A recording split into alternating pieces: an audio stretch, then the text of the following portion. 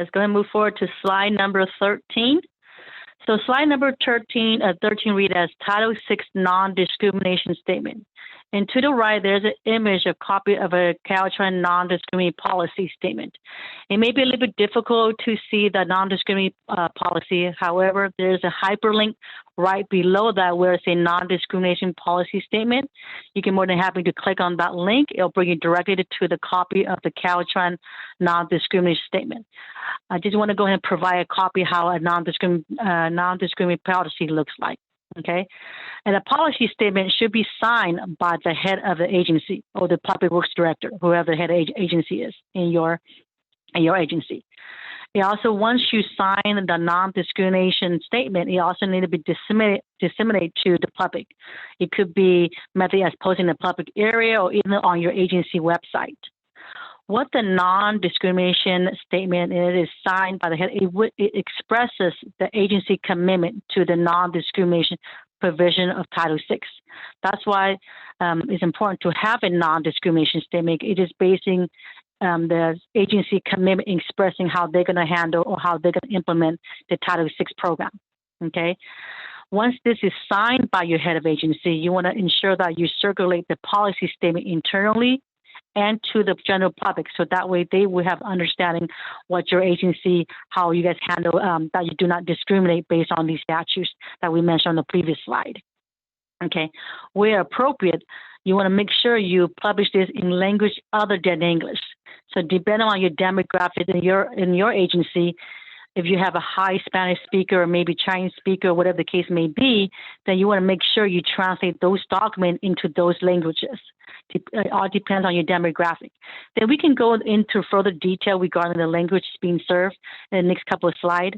But these are the requirement that when you do have a Title VI non-discrimination statement, you want to also ensure that those statements are also translated in those languages depending on the demographic that your city and county is located at. All right, so we're on slide number 14. Slide number 14 is we said dissemination of Title VI information. So just like we mentioned at the previous slide, that once you do develop, have a non-discrimination statement, you want to make sure you disseminate those to the general public and where appropriate in other languages other than English. I also provided some examples of Caltrans, what we have here at the state level. Right below that, you see Caltrans non-discrimination policy statement, both in English and Spanish. It's on the previous slide, slide number 13. I have a copy of that one listed. So this on slide number 14, it just have the link to it. So a couple examples that we provide for you is the non-discrimination policy statement. We also have the Caltrans brochure that your rights under the Title VI related statutes. We also have those in those languages as well. So if you don't have a Title VI brochure or even a policy statement, you can definitely use what Caltrans have. Just go ahead and change Caltrans name and put your logo name on it. So that way you don't have to reinvent the wheel. The purpose of the dissemination of Title VI information is to educate the public of their Title VI program rights in transportation decision making. That's the whole purpose of the dissemination of Title VI information. You want to educate the public. Okay. Now, a couple of examples, it's not listed on this page, a couple of examples to disseminate Title VI information that we came across what other local agencies are using. In some instances where they can provide notices related to road closure in other language based on the demographic.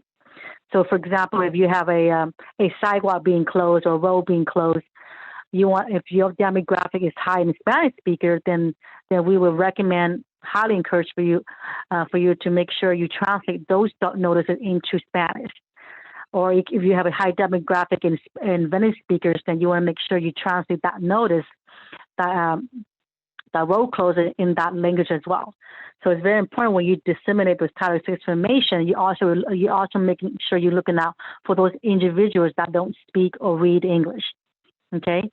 Another thing that local agency have done is that they put it on their agenda on any public meeting. So when a local agency have a public meeting, in some cases they will have a disclaimer at the bottom of the agenda saying that if you need this in other assistance service, other languages, please contact this number. So that's another example where your agency can disseminate Title VI information. You can put a disclaimer at the very bottom of your agenda saying that if you need this to transfer any document, please contact this number or contact this person. Okay. Another example where I see local agencies have done is that when they attend public meetings or even events, they'll bring like brochures of what Title VI is. So any outreach event where you see a lot of folks that may be hanging around, then if they have questions regarding Title VI, or maybe they want to file a complaint, whatever the case may be, you would have a brochure what Title VI is. So I would recommend to bring that with you when you have any public meeting, and that's one way to disseminate Title VI information.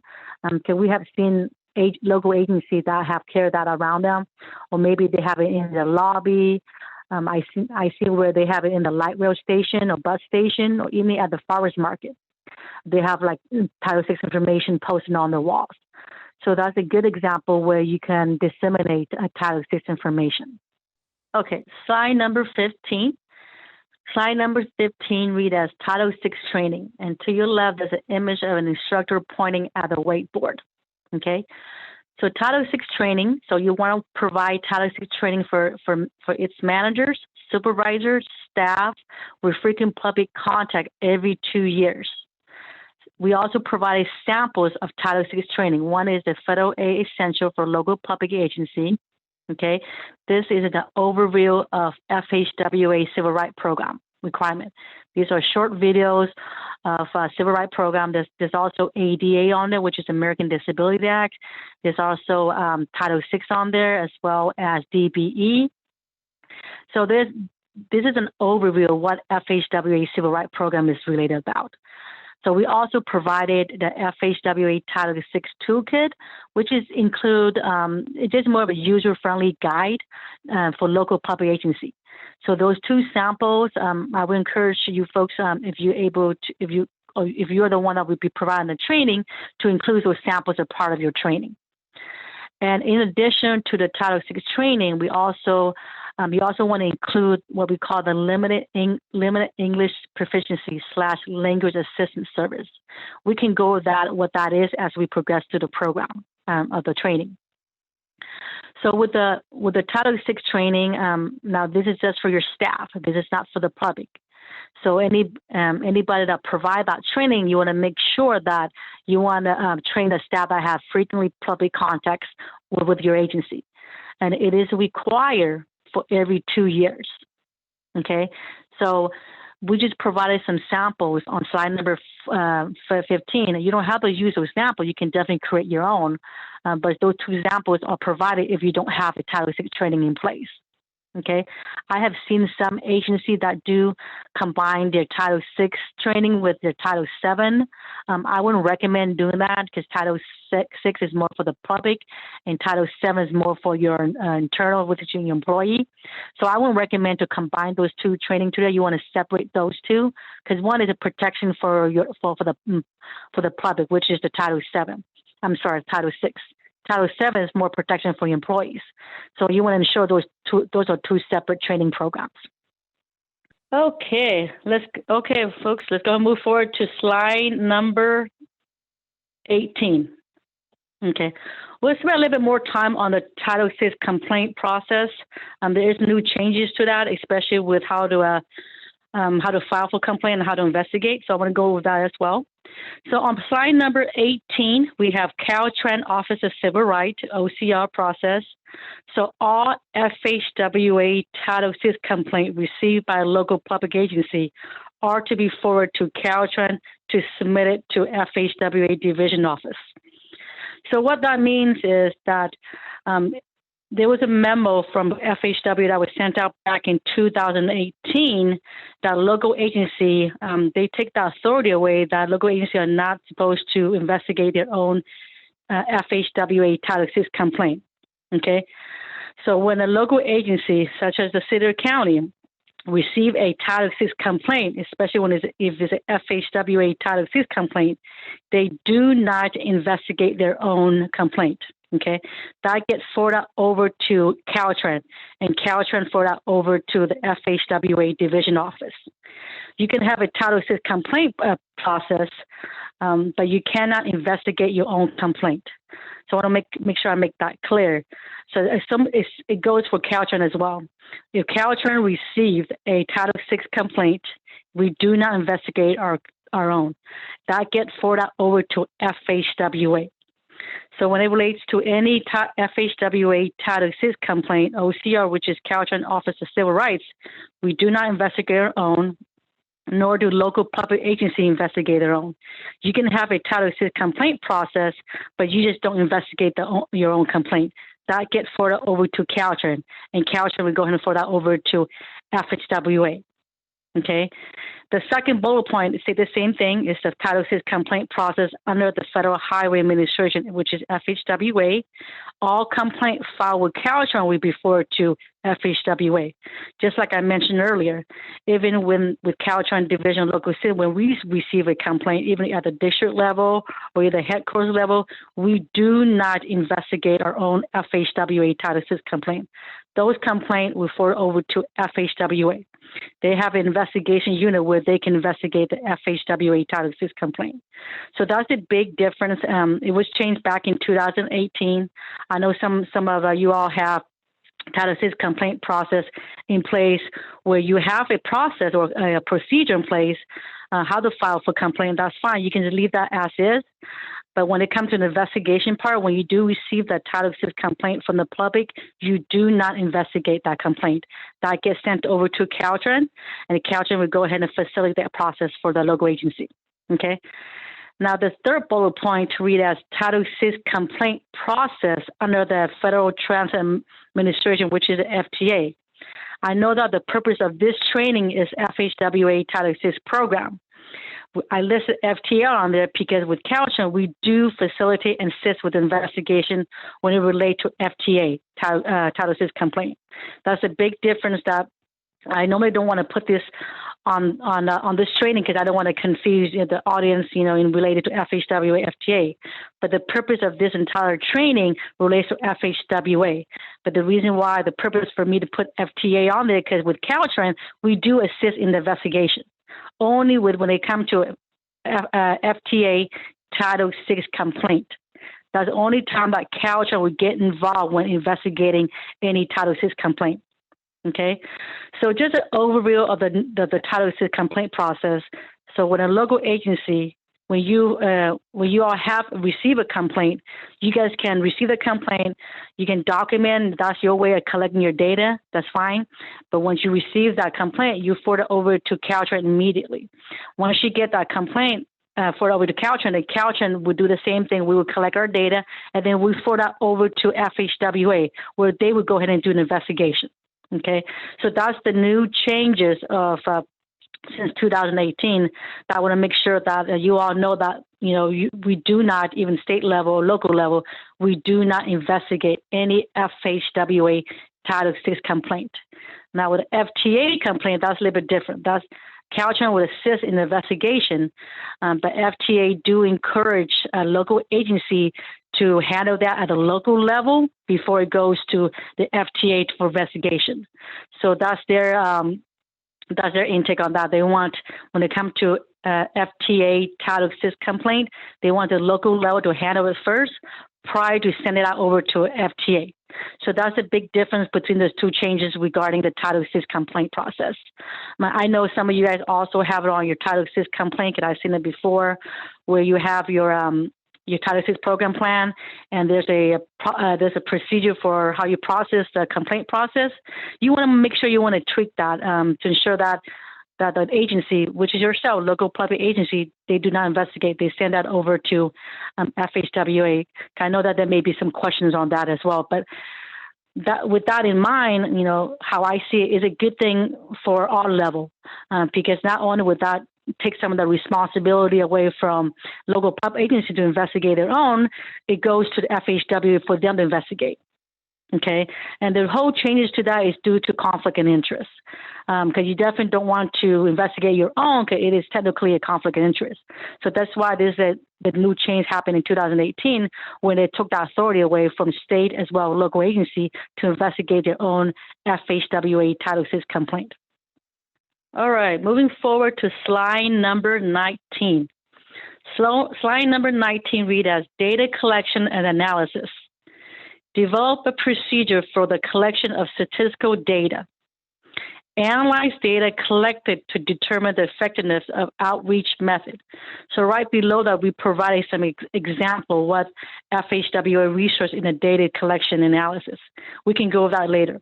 Okay, right below that, we have the United States Census Bureau available at data.census.gov. It's a primary source for gathering the relevant data from the United States Census. We also, the very last bullet point, we had disparate treatment and versus disparate impact. Okay, now the whole purpose of the data collection process is to describe how your agency can not only collect data, what the data is being collected, and how your agency will analyze the data. So it is a requirement for a local agency as well as a state agency to have a procedure or a process in place to collect data. Okay. Now I mentioned earlier with the hyperlink, say mention FHWA resource in data collection analysis. Now this hyperlink, it goes over how to collect the data from the United States Census. It also has various ways to display and map the data and how to do some basic entry-level analysis of whether there are going to be disparate impact. So this is a really good resource to go to. Again, hyperlink is provided for future reference, so you can right-click on that. It's going to bring you directly to it on ways how you will collect data. Okay, so we're not going to click on this link today because of the delay in our communication streamline, but it is a provider available for you all to click on. So for a future reference, if you want to find out ways how to collect data, just the entry level is not, you can definitely go into the advanced level, but this is more of an entry level, how to collect data, how do you analyze those data. So this is definitely a really good resource to go to. Okay, all right, and right below that we have the very last bullet point where you say disparate treatment versus disparate impact. So the difference between the disparate treatment is intentional discrimination, okay? While the other one, impact, is unintentional, okay? So the hyperlink attached is going to provide that additional resources for you all. So you can right-click on that. It's going to bring you directly to like a PDF file or PowerPoint presentation on what it is. So you can go into detail how you and your local agency is going to collect the data and how you're going to analyze those data. So those are really good resources to go to provide on that slide number 19. Moving forward to slide number 21. All right. So slide number 21 read as limited English proficiency, which is LEP, Executive Order number 13166. Okay, so we can go a little further what that is. So what is an executive order or what is an LEP? Okay, it is a presidential executive order improving access to services for individuals with limited English proficiency. Okay, it requires agency to examine the service they provide, identify any needs for any service for those with limited English proficiency, and develop and implement a system to provide those services so LEP, which is a limited English proficiency individual, can have meaningful access to them. Okay, so we do have questions like who is a limited English proficient individual? Okay, I can go and explain that. Those are the individuals that do not speak English as their primary language and do not have a limited ability to read, speak, write, or understand English. So that is the definition of what a limited English proficiency individual is. Okay. On the slide number 21, you'll see that part of the LEP is to perform what we call a four-factor analysis. Okay. A four-factor analysis shall be based on the following factor. So below that, you'll see four of them, which is demography, number and or proportion of LEP served, and language spoken in a service area. 2, frequency. rate of the contact with service or program. Importance, nature, importance of program and services to people's lives, especially in transportation. Resources, available resources, including language assistance, and we can go that in further detail as we progress to the next couple of slides. Right below that, there's a note that says 4-factor analysis should be conducted per project. Okay, very important to remember. The 4-factor analysis should be conducted for per project. Okay. All right. So the 4-factor analysis is required not only by the state as well as local government to take reasonable steps to ensure that meaningful access to their program, as well as activity by a limited English proficiency individual. Okay, so we can go over further in detail what that is. All right, moving forward to slide number 22. Slide number 22 reads that Language Assistance Plan, which is the LAP, LAP. Okay, this is a part of upon completing the LEP, which is a 4-factor analysis. This is part 2. Okay, so once you perform the 4-factor analysis as part of your limited English proficiency plan, once you complete that, you want to develop what we call a language access plan or a language assistance plan, whatever you want to call it. This is a language access plan. It's basically document that your agency, so it contains comprehensive set of policies, procedures that ensure that limited English proficiency individual will have meaningful access to your agency program as well as services and products. So with the limited English proficiency, once you perform the 4-factor analysis, you also want to go and do part 2. Part 2 is a language assistance plan. Okay, this would detail contain the policies and procedures how your agency is going to handle the limited English proficiency. Okay, so I also listed 3 bullet points, okay, on that slide number 22. The first one states language assistance / access plan. So it just addresses LEP customers when agency engages in a public outreach event or public events. Now, this services, the language assistance services, you should not be charging the public for any of this. They should be free of charge for the public. It may cost the agency some funds, but it should not cost anything for the public, okay, as this would be a free service for them. Okay. I also listed the difference between interpretation and then also translation right below the the language assistance access plan. Okay, interpretation is immediate rendering of oral language from a source language into a target language. In other words, you will have a live interpreter. It could be someone over the phone, like a virtual over the phone. They can go and interpret verbally, or they can be in person, interpret that, or they could be someone over the phone. That would be what we call interpretation. Translation, which is the third bullet point, is running of a written text from one language into another language. This is, say, you have a vital document that you need those translated into that languages. So if the public say, hey, we need a copy of the Title VI program plan in Spanish, then that is when the translation service comes into place. You want to ensure to translate those into that language that the public is requesting for. Okay, so that is the difference between the two. One is verbal, one is more written. All right.